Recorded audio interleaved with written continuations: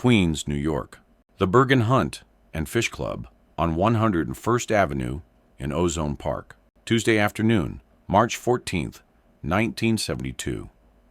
A nondescript storefront that served as headquarters for the Gambino crime family's operations in Queens, where made men and associates gathered to conduct business that couldn't be discussed over phones that might be tapped, or in locations that might be under surveillance, where the back room held meetings that decided who lived and who died, who prospered and who struggled, who got permission to operate and who got shut down permanently, where power flowed through conversations that were never recorded and through decisions that were never documented, but that shaped New York's criminal landscape in ways that affected millions of people.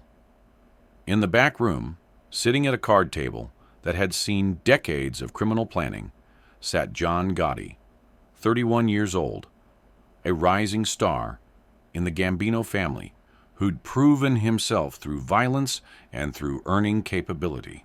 Someone who'd caught the attention of family leadership through his willingness to do whatever was necessary to advance Gambino interests. Someone who was being groomed for higher positions within the organization. Someone whose ambition and charisma suggested he might eventually become one of the most powerful mob bosses in New York if he continued demonstrating the combination of ruthlessness and intelligence that characterized successful organized criminals. Gotti was alone, which was unusual for a Tuesday afternoon when the Bergen Club was typically filled with associates conducting routine business. But Gotti had arranged for privacy because he was expecting a visitor who couldn't be seen by the usual crowd, whose presence at a Gambino social club would create questions and would require explanations that Gotti wasn't prepared to provide to people who didn't need to know about this meeting. At 2:15 p.m., Frank Lucas arrived at the Bergen Club, 42 years old, at the absolute peak of his power as the most successful independent heroin distributor in American history, someone who'd built an empire by importing pure product directly from Southeast Asia and selling it wholesale at prices that had revolutionized New York's drug trade. Someone whose wealth exceeded many legitimate businessmen and whose organizational capability rivaled the Italian mob families that had controlled organized crime for generations. Lucas had been contacted by Gotti through intermediaries who'd suggested that a conversation might be mutually beneficial, that there were opportunities for cooperation between Lucas's independent operation and the Gambino family's interests, that both men could profit from discussing how their organizations might work together rather than compete. Lucas had been skeptical initially, understanding that Italian mob families generally viewed independent black criminals with suspicion at best and hostility at worst. That previous attempts at cooperation had usually resulted in the mob trying to take over or eliminate independent operations rather than genuinely partnering with them. But Lucas had also recognized that John Gotti was different from traditional mob figures, that Gotti represented a younger generation that might be more flexible about racial boundaries and more interested in profit than in maintaining old prejudices, that a conversation with Gotti might reveal opportunities that Lucas couldn't access alone, or might at least provide intelligence about Gambino family operations that would be valuable even if no cooperation resulted. Lucas entered the Bergen Club's back room, where Gotti was waiting, and the two men looked at each other with expressions that combined calculation and curiosity, understanding that this meeting represented something unusual in New York's organized crime structure. that a private conversation between a rising Gambino member and the most powerful independent black criminal was unprecedented, that what they discussed in this room might change power dynamics in ways that would affect the entire city.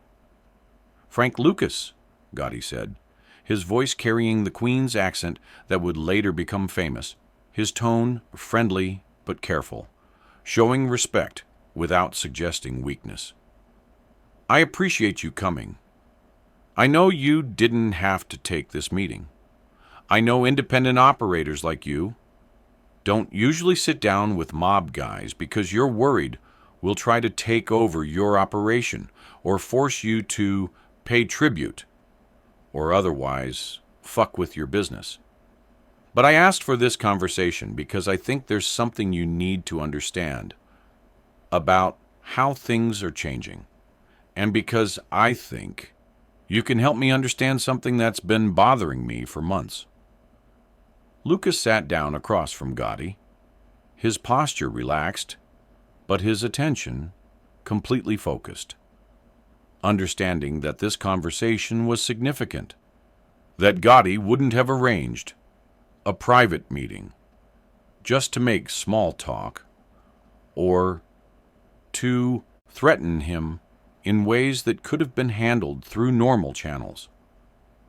"I'm listening," Lucas said simply, his voice showing neither hostility nor excessive friendliness, maintaining professional distance while indicating willingness to hear what Gotti wanted to discuss. Gotti leaned back in his chair, pulling out a cigarette and lighting it before continuing, using the pause to organize his thoughts about how to present what he wanted to say. "Here's what I've been thinking about, Frank. The Italian families, Gambino, Genovese, Lucchese, Colombo, Bonanno, we've controlled organized crime in New York for generations. We've got the political connections, the labor unions, the construction contracts, the gambling operations, everything that matters. We're the most powerful criminal organizations in America. But you, Frank Lucas, an independent black operator with no Italian connections, no traditional mob backing, no generational power structure, you've built a heroin operations that's bigger and more profitable than what any of our families have managed to build. You're making more money from drugs than families that have been in this business for 50 years. And I want to understand how you did it. I want to understand what you know that we don't know." Lucas was silent for a moment, processing what Gotti had just said, understanding that this wasn't typical mob approach of demanding tribute or threatening to shut down his operation, that Gotti was actually asking for information, was acknowledging that Lucas had achieved something that traditional organized crime hadn't managed, was treating him as someone with valuable knowledge rather than as a competitor to be eliminated. "You want to know how I built my operation," Lucas said, making it a statement rather than a question. "You want to know why I'm more successful at heroin distribution than the Italian families that have been importing drugs for decades. And you're asking me directly rather than trying to steal my secrets or force me to work for your family. That's unusual, John. That's not how mob guys usually operate with independent black criminals. So before I tell you anything, I need to understand what you're actually asking for. You want information so your family can compete with me better? You want to learn my methods so you can take over my operation? Or are you asking because you genuinely want to understand something that might change how the Gambino family approaches drug distribution?" Gotti smiled, appreciating that Lucas wasn't going to just give away information without understanding how it would be used, that Lucas was as smart about protecting his interests in conversation as he was about running his criminal enterprise. I'm asking because I think the Italian families are doing drugs wrong, and I think you've figured out something important, that we're too stubborn or too traditional to learn on our own. I'm asking because I'm looking at how much money you're making versus how much we're making, and the difference is so huge that it can't just be luck or timing. You've got systematic advantages that I want to understand. And yeah, eventually the Gambino family might use that information to compete with you better. But right now, I'm just trying to learn from someone who's obviously better at this business than we are. Lucas made a decision. He decided that Gotti was being genuine, that this conversation was an opportunity to educate someone in the Italian mob about why independent operations could be more efficient than traditional mob structures, that explaining his success might actually benefit him by making the Italian families understand that competing with him directly would be more expensive than just acknowledging his operation and focusing on other opportunities. Here's what you need to understand, John, Lucas began, his voice taking on the tone of someone explaining fundamental principles that should be obvious but apparently weren't. The Italian families approach heroin distribution like it's 1950. You import through traditional suppliers, Corsicans, Sicilians, people you've had relationships with for decades.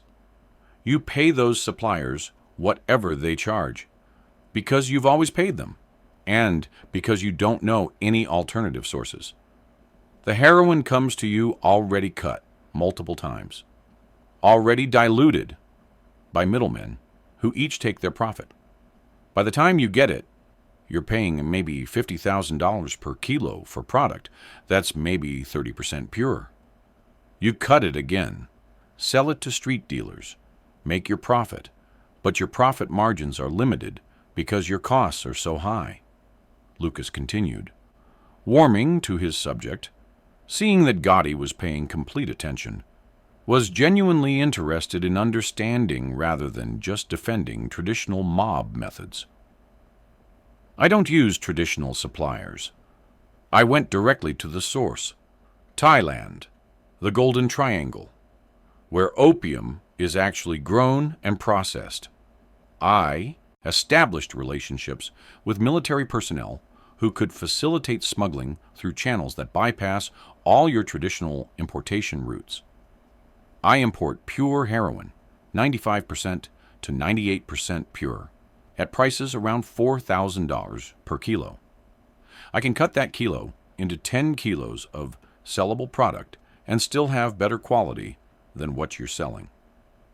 My profit margins are 10 times what yours are because my costs are a fraction of what you pay.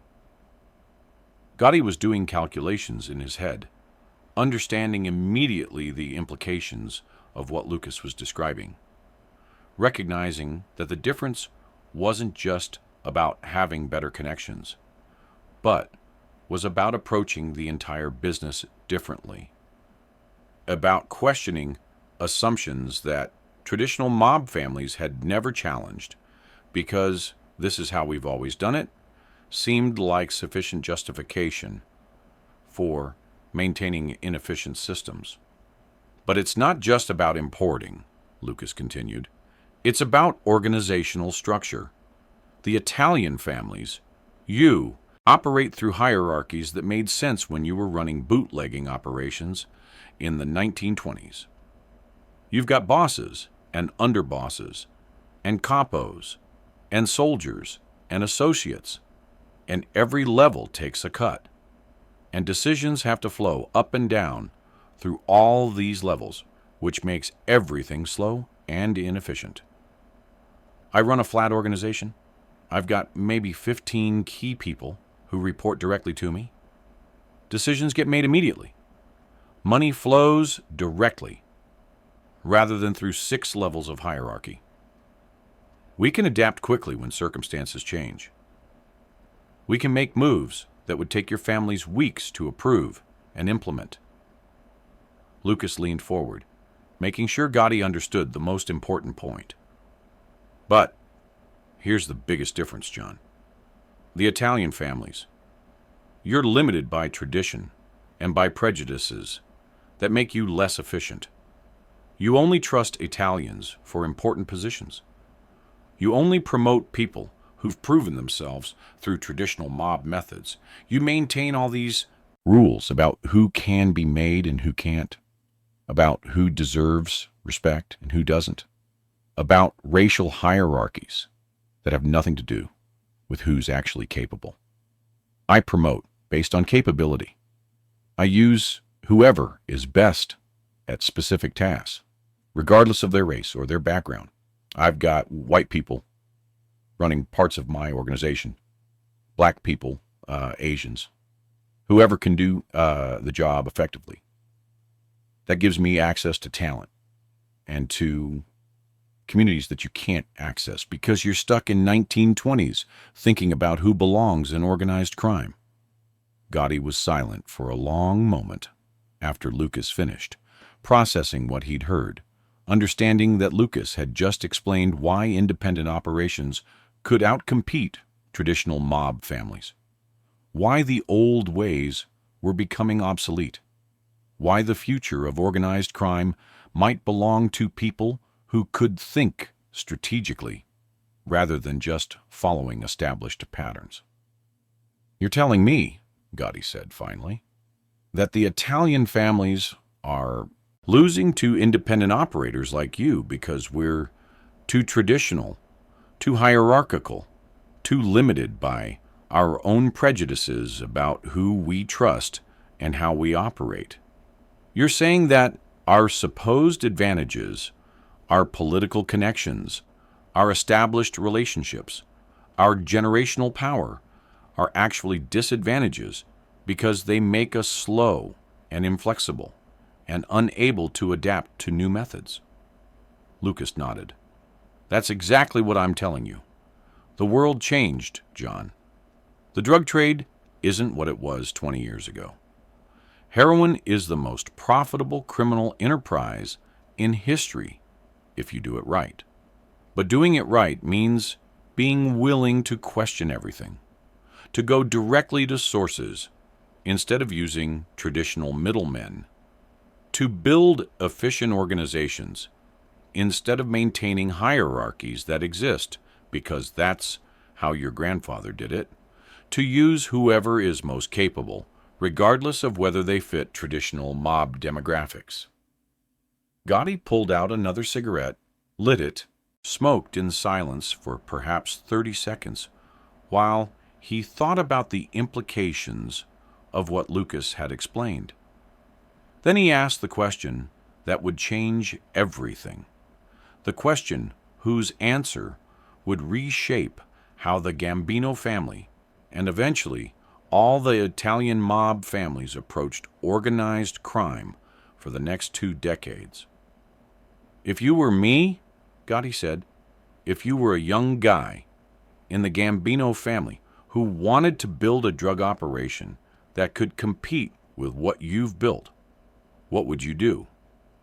How would you apply what you've learned to a traditional mob structure that isn't going to abandon all its rules and traditions just because some independent black operator figured out better methods?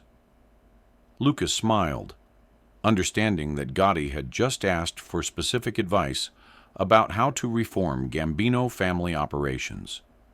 That this conversation had shifted from Lucas explaining his success to Lucas essentially consulting for one of the 5 families about how to modernize their approach to drug trafficking. This was unprecedented. This was a mob guy asking an independent black criminal for strategic guidance. This was acknowledgement that Lucas's methods were superior and that the Gambino family needed to learn from him if they wanted to remain competitive. Here's what I'd do, Lucas said. his voice taking on the tone of someone who'd thought carefully about exactly this question. First, I'd establish direct Asian connections independently of traditional mob suppliers. Send your own people to Thailand or Burma or wherever you can get pure product at source prices. It'll take time, and it'll cost money to establish those relationships. But once you've got them, your profit margins triple overnight.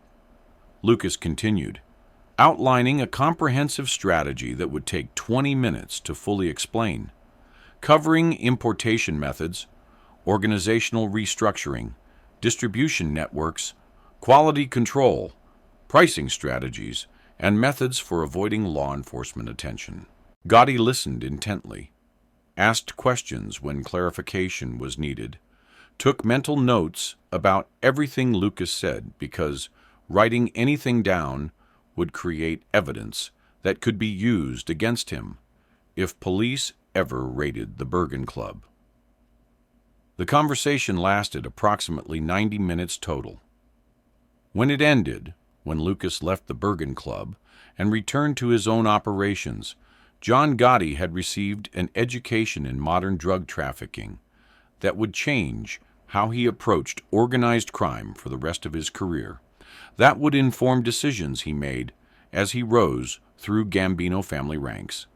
That would eventually reshape how all the Italian families approached heroin distribution. Over the next 5 years, from 1972 through 1977, the Gambino family implemented many of the strategies Lucas had outlined. They established direct connections with Asian heroin suppliers, bypassing traditional Corsican and Sicilian middlemen. They restructured their drug operations to be more efficient and less hierarchical. They began using non-Italian associates for certain operations when those associates had specific capabilities that Italians lacked. They modernized their approach in ways that made them significantly more profitable and more competitive with independent operators like Lucas. Other Italian families noticed the Gambinos' increased success in drug trafficking and began adopting similar methods.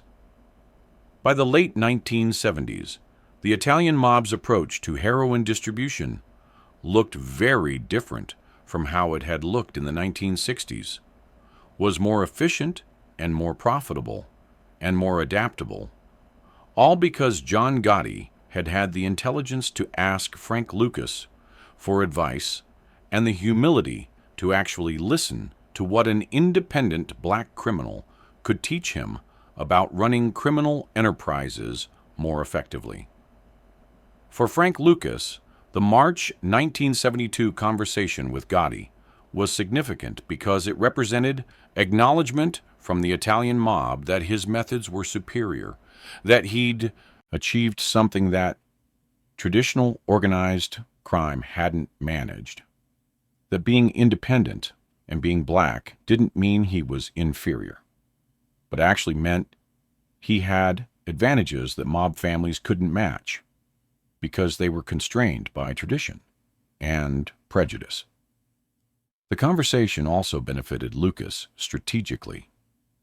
By educating Gotti, and by extension the Gambino family about better methods, Lucas ensured that the Italian mob would focus on improving their own operations rather than trying to destroy his.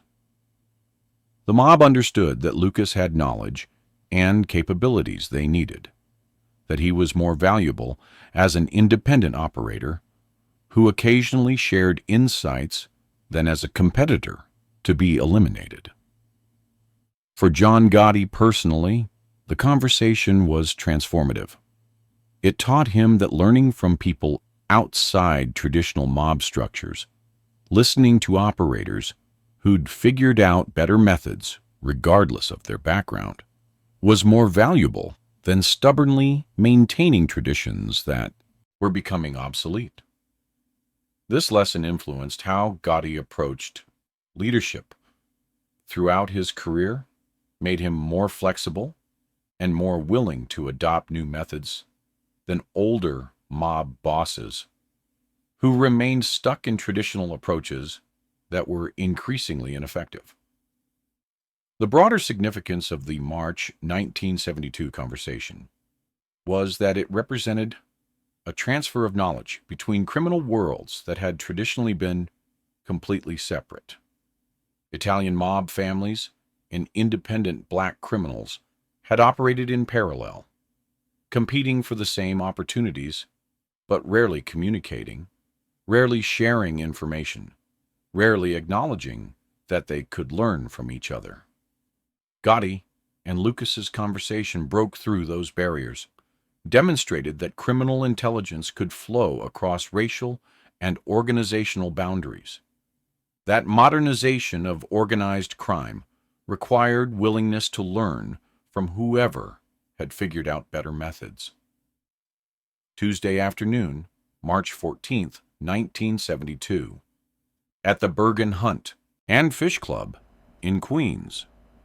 The day Frank Lucas sat down with John Gotti and explained why independent operations were outcompeting traditional mob families, why direct Asian importation was superior to using traditional middlemen, why efficient flat organizations worked better than traditional hierarchies, why capability mattered more than tradition or prejudice in building successful criminal enterprises. 90 minutes of conversation that changed how the Italian mob approached drug trafficking for the next 2 decades. Strategic insights from an independent black criminal that reformed how the Gambino family and eventually all 5 families operated. Knowledge transfer that made traditional organized crime more efficient, more profitable, and more competitive because John Gotti had the intelligence to ask for advice and the humility to actually implement what Frank Lucas taught him. The conversation that changed New York forever. Not through violence or through territorial conquest, but through one criminal teaching another criminal that the old ways were becoming obsolete, that modernization required questioning everything, that the future belonged to whoever could adapt fastest, regardless of their background or their traditions. March 14, 1972. The day John Gotti learned from Frank Lucas that being successful in modern organized crime meant abandoning prejudices and traditions that limited efficiency, meant being willing to learn from whoever had figured out better methods, meant recognizing that an independent black operator had built something that traditional mob families, with all their advantages, hadn't managed to build, and that understanding why Lucas had succeeded was more valuable than stubbornly insisting that traditional mob methods were sufficient. What Frank Lucas told John Gotti that afternoon changed how organized crime operated in New York, changed how drugs were imported and distributed, changed how criminal organizations were structured, changed how the Italian mob thought about race and capability, and who deserved respect based on achievement rather than on tradition. The conversation that revolutionized New York's criminal landscape through the simple mechanism of one smart criminal explaining to another smart criminal why modern methods worked better than traditional approaches, and the second criminal being intelligent enough to listen and humble enough to implement what he'd learned from someone his organization had traditionally viewed as inferior.